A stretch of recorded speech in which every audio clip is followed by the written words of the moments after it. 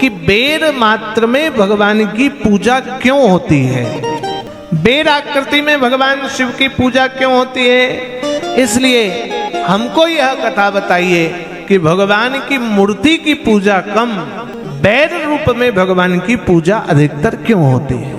पूरे भारतवर्ष में जितने भी भगवान शिव के मंदिर हैं सब में लिंग की पूजा है कि नहीं है। भगवान राम भी अयोध्या से जब रामेश्वरम आए तो लिंग के रूप में लिंग थाप विधिवत करी पूजा, रामेश्वरम भगवान को लिंग के रूप में बनाया, मूर्ति नहीं बनी। एक छोटी बात आपको बताऊं, कलयुग में भगवान कृष्ण को मानने वाले भक्त सबसे ज्यादा हैं। त्रेता युग में, कलयुग के पूर्व था द्वापर, द्वापर युग में भगवान राम को मानने वाले भक्त सबसे ज्यादा हैं। त्रेता युग में भगवान शिव और सतयुग में भी भगवान शिव को मानने वाले भक्त सबसे ज्यादा हैं। हमारी भारतवर्ष की सनातन संस्कृति सबसे पुरानी है और इस सबसे पुरानी संस्कृति में यदि सबसे पहले किसी देवता की पूजा आरंभ हुई है तो वो केवल और केवल भगवान शंकर है। भगवान शंकर की ही पूजा सबसे पहले आरंभ हुई। और यहाँ कथा कहने लगे कि पुरा कल्पे महाकाले प्रपन्ने लोक विश्रुते। एक बार की बात है, ध्यान देकर के कथा सुनिए। एक बार भगवान विष्णु क्षीर सागर पर सो रहे हैं और क्षीर सागर में सोते सोते भगवान विष्णु के नाभि से ब्रह्मा जी प्रकट हुए। क्षीर सागर में सोते सोते भगवान नारायण सो गए। आप लोगों ने वीडियो या कथा पे सुनी होगी, सीरियल देखा होगा, विष्णु जी के नाभि से कमल निकला, उस कमल में ब्रह्मा जी प्रकट हुए। ब्रह्मा जी के 5 मस्तक हुए। ध्यान देकर कथा सुनो। संक्षिप्त में इस कथा को आपको कहता हूं, बहुत कथाएं हैं। उन 5 मस्तकधारी श्री ब्रह्मा जी महाराज ने जब आंख खोला तो उनको चारों तरफ केवल और केवल जल ही जल दिखाई दिया। कमल का फूल किसमें है? तो कमल का फूल जल में डूबा हुआ है। हाँ, कमल का फूल जल में। अब ब्रह्मा जी ने आंख खोला तो चारों तरफ जल ही जल, और जब जल ही जल ब्रह्मा जी को दिखाई दिया तो ब्रह्मा जी सोचने लगे कि भैया मुझे जन्म देने वाला कौन है, मैं किसका बेटा हूं। मान लो कोई बच्चा हॉस्पिटल में जन्म लेता है तो अगल बगल माँ पिताजी को खोजता है कि नहीं। फिर नर्स डॉक्टर उसको उठा करके उसको साफ करके उसके माँ के पास रख देते हैं। तब से बेटा जानता है ये मेरी माँ है। फिर माँ बताएगी ये आपके पिताजी हैं तो पिता को समझ गया। फिर माँ पिता बताएंगे ये आपके चाचा जी लगते हैं, चाची जी लगते हैं, ये आपका परिवार, ये आपके ये लोग जान जाते हैं ये हमारा रिश्तेदार है। ब्रह्मा जी सोचने लगे कि भाई हमारा जन्म कहाँ हुआ, मेरे पिताजी कौन है। जन्म कमल के फूल में हुआ तो मैं कहाँ जाऊं। ब्रह्मा जी कमल के नीचे जाने लग गए। अब कमल के नीचे जाते जाते ब्रह्मा जी ने देखा कि ये कमल का डंडा तो एक विष्णु रूप में, चतुर्भुज रूप में सोए हुए सांवले कलर के व्यक्ति के नाभि से प्रकट हुआ है। ये तो सो रहा है। ब्रह्मा जी मनी मन सोचने लगे ये तो मेरा पिता नहीं हो सकता है। कारण इसकी तो अभी दाढ़ी मूछ भी नहीं आई है। विष्णु जी की दाढ़ी मूछ देखी आपने? नहीं ना। और ब्रह्मा जी की दाढ़ी है कि नहीं है? वो भी ब्रह्मा की दाढ़ी सफेद है। ब्रह्मा जी सोचने लगे ना ना ना ना, मैं तो बूढ़ा हूं और मैं बूढ़ा हूं, ये जवान है, इसका मतलब ये मेरा पिता नहीं हो सकता है। हाँ, मैं ऊपर जन्म लिया, ये नीचे था, इसका मतलब मैं जब आंख बंद किए बैठा था, हो सकता मैंने ही इसको जन्म दे दिया हो। मति भ्रम हो गया ब्रह्मा जी को। सत्यता तो यह है कि ब्रह्मा जी को जन्म देने वाले नारायण हैं, लेकिन आज नारायण को देखकर ब्रह्मा जी को मति भ्रम हो गया। ब्रह्मा जी को लगता मैंने ही जन्म दिया है नारायण। ब्रह्मा जी उठाने लगे, अरे उठो बेटा उठो। नारायण भगवान ने आंख खोला, बोले बेटा किसको बोल रहे हो? कहने लगा आपको बोल रहे हैं। ब्रह्मा जी ने कहा आपको बोल रहे हैं। विष्णु जी हंसने लगे, कहने लगे बेटा तो तू है, मैं तो तुम्हारा पिता हूं, तुमको मैंने जन्म दिया है। ब्रह्मा जी बोलते कैसी बात करते हो?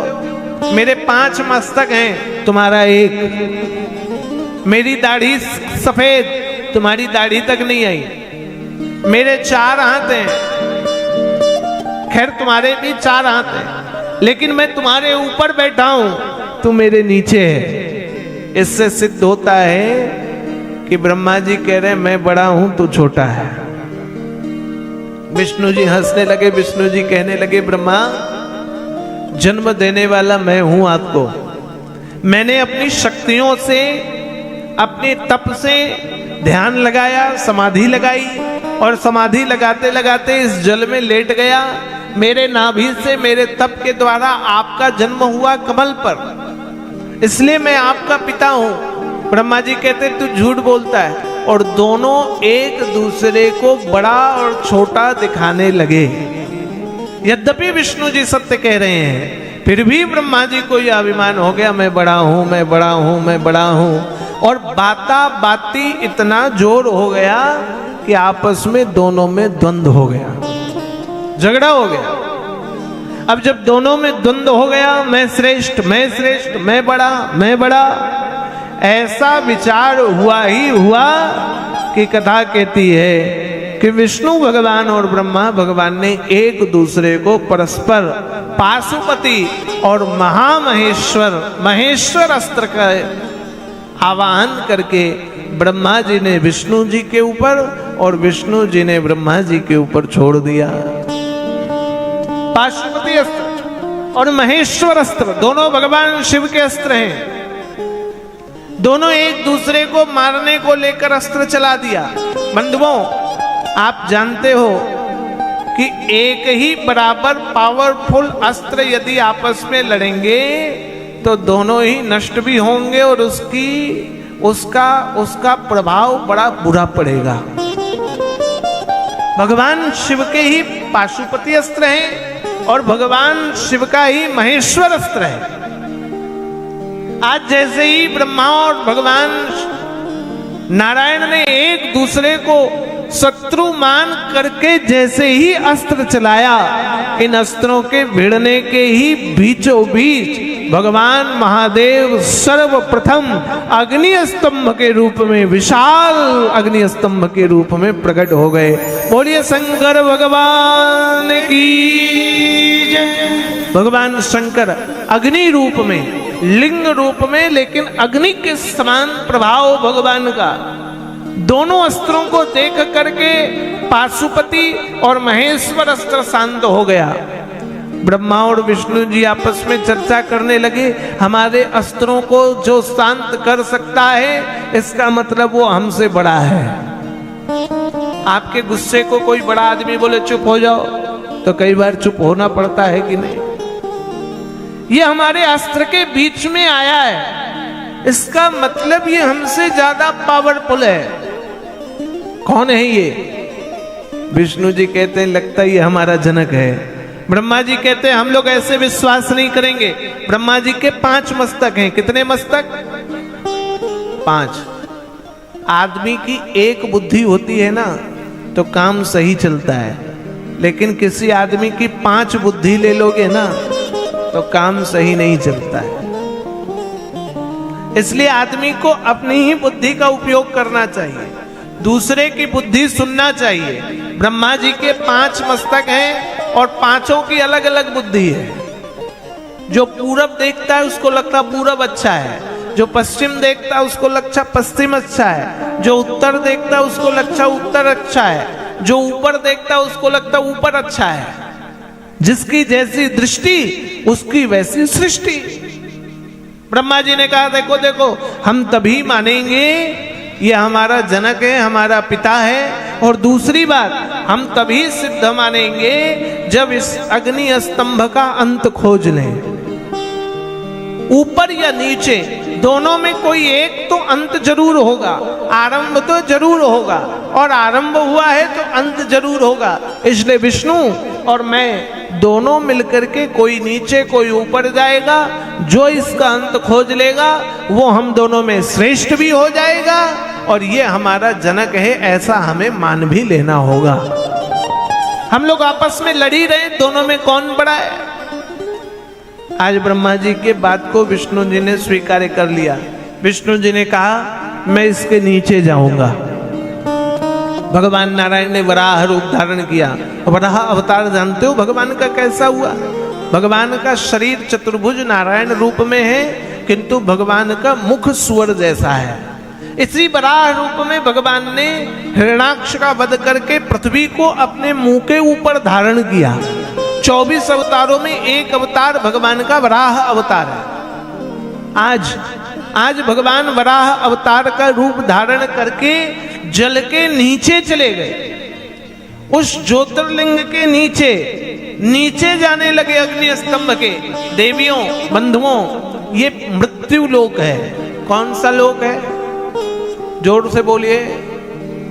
यहां जो आता है ना वो एक दिन मर के जाता है। सही बोल रहे हैं ना? यहां जो भी आया एक दिन मर करके।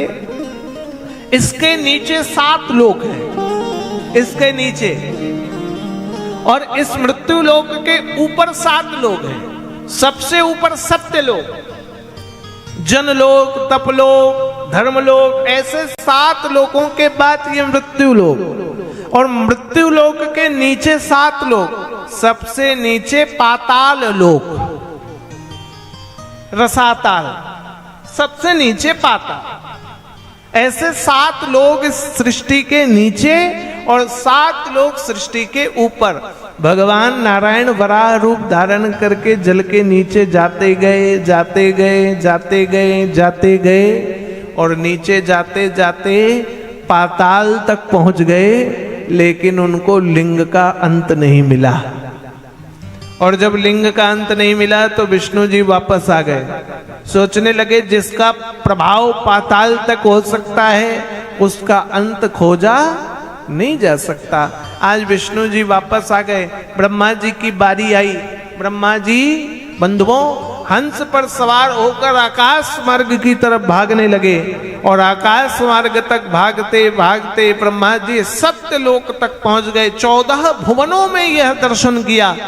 लेकिन जब पृथ्वी से चले हुए ब्रह्मा जी को शिवलिंग का अंत नहीं मिला तो कथा कहती है ब्रह्मा जी वापस आने लग गए।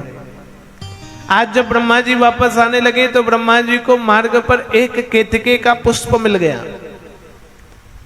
और उस केतके के पुष्प को ब्रह्मा जी ने लिया और लेकर कहने लगे देखो केतके का पुष्प, मैं श्री हरि नारायण के पास जाऊंगा, नारायण को कहूंगा कि मैंने इस ज्योतिर्लिंग का अंत खोजा है, और जैसे ही मैं ज्योतिर्लिंग के अंत की बात कहूंगा आपको मेरी बात की अनुमति और सहमति देनी है।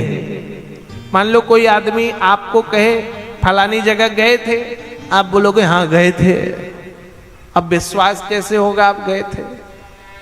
कोई दूसरा आदमी कह दे हाँ हमने देखा था जाते हुए, तो विश्वास पक्का हो जाएगा कि नहीं? आज ब्रह्मा जी ने सोचा नारायण को विश्वास पक्का कैसे दिलवाएं, तो नारायण को पक्का विश्वास देने के लिए वो केतके का पुष्प लेकर आए। विष्णु जी ने पूछा आपने लिंग का अंतिम छोर खोजा? चूंकि अंतिम छोर खोजने से आप श्रेष्ठ हो जाएंगे।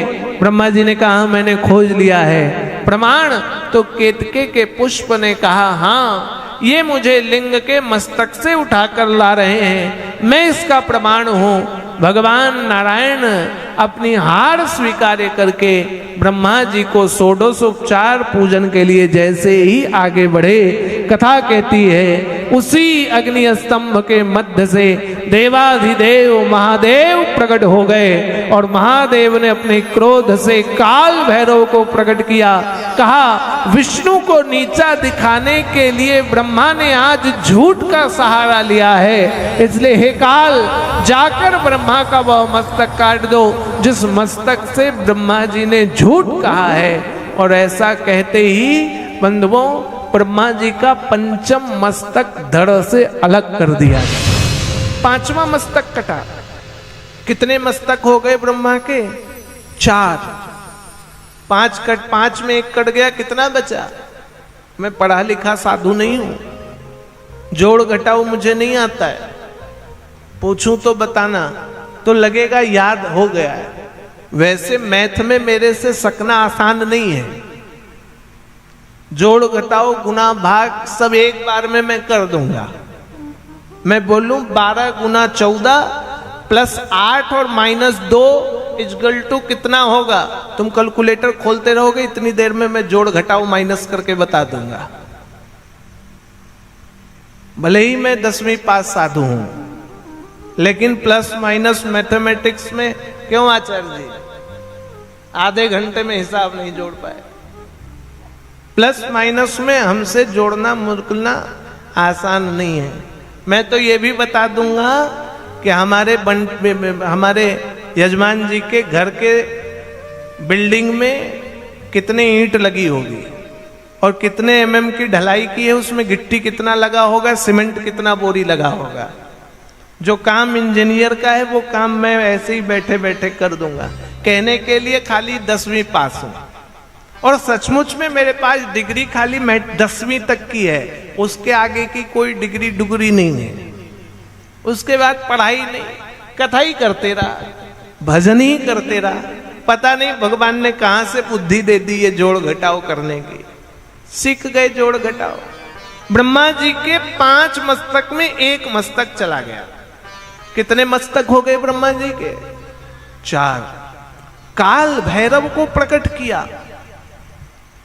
आज केतके के पुष्प को श्राप लगा, ध्यान दीजिए, केतके के पुष्प को श्राप लगा कि हे केतके आज से तू मेरी पूजा में कभी उपयोगी नहीं होगा। जब ऐसा केतके को श्राप लगा, ब्रह्मा का पंचम मस्तक कट गया।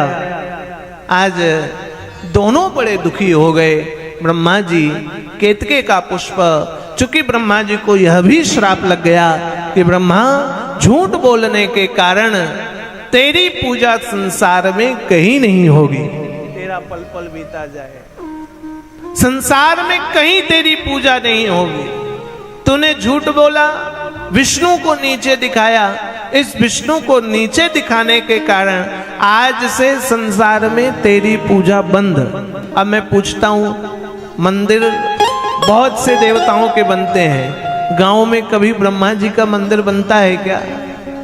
देखा आपके गांव में, बगल के गांव में, अड़ोस पड़ोस के गांव में, महाराष्ट्र में कहीं भी ब्रह्मा जी का मंदिर दिखा?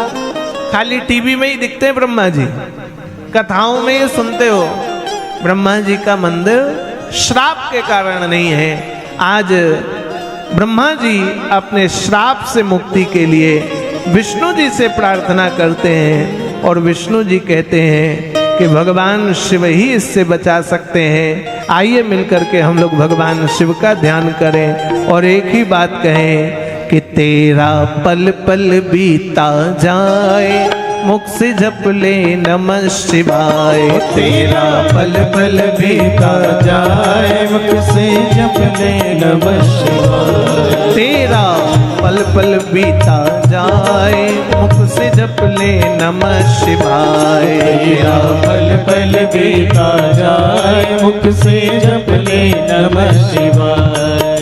ओम नमः शिवाय, ओम नमः शिवाय, ओम नमः शिवाय, ओम नमः शिवाय, ओम नमः शिवाय, ओम नमः शिवाय, ओम नमः शिवाय, ओम नमः शिवाय। तेरा पल पल बीता जाए, मुख से नमः शिवाय।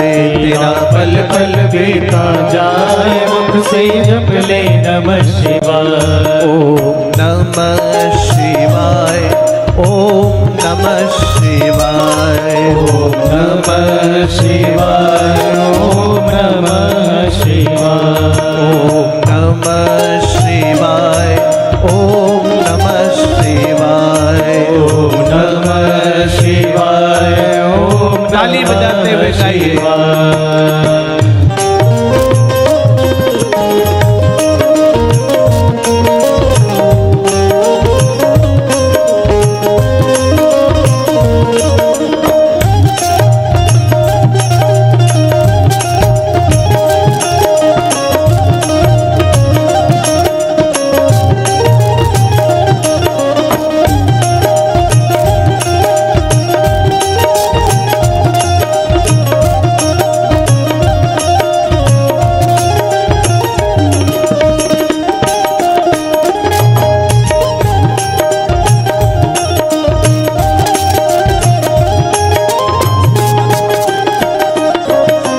शिव शिव तुम हृदय से बोलो, हृदय से बोलो, शिव शिव तुम हृदय से बोलो, शिव शिव तुम हृदय से बोलो। मन मंदिर का पर्दा खोलो, मन मंदिर का पर्दा खोलो, अरे मन मंदिर का पर्दा खोलो। मन मंदिर का पर्दा तेरा अवसर खाली न जाए, मुख से जप ले नमः शिवाय। तेरा अवसर खाली न जाए, आइए। जप ले नमः शिवाय। तेरा अवसर खाली न जाए, मुख से जप ले नमः शिवाय। तेरा अवसर खाली न जाए, मुख से जप ले नमः शिवाय। ओम नमः शिवाय, ओम नमः शिवाय, ओम नमः शिवाय, ओम नमः शिवाय, ओम नमः शिवाय, ओम नमः शिवाय, ओम नमः शिवाय, ओम ताली बजाते हुए। शिवाय।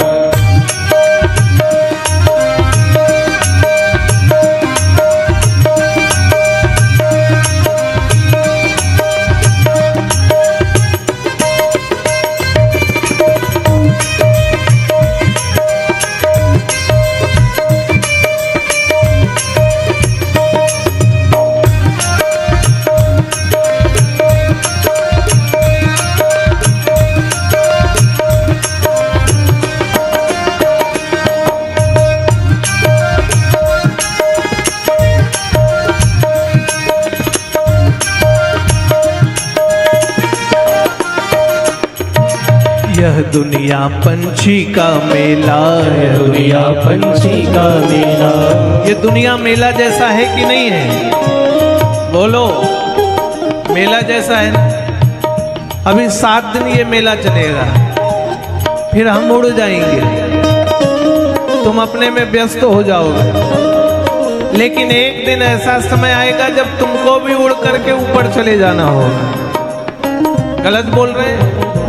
पता नहीं चलेगा, इसलिए कह रहे हैं यह दुनिया पंछी का मेला, यह दुनिया पंछी का मेला। समझो उड़ जाना है अकेला, समझो उड़ जाना है अकेला। यह दुनिया पंछी का मेला, यह दुनिया पंछी का मेला। समझो उड़ जाना है अकेला। समझो उड़ जाना है तेरा जनबल साथ न जाए, मुख से जप ले नमः शिवाय। तेरा धनबल साथ न जाए, मुख से जप ले नमः शिवाय। तेरा धनबल साथ न जाए, मुख से जप ले नमः शिवाय। तेरा धनबल साथ न जाए, मुख से जप ले नमः शिवाय। ओम नमः शिवाय, ओम नमः शिवाय, ओम नमः शिवाय, गाइए। ओम नमः शिवाय, ओम नमः शिवाय, ओम नमः शिवाय। ओम नमः शिवाय। पीछे वाले भी ताली बजाते हुए शिवाय।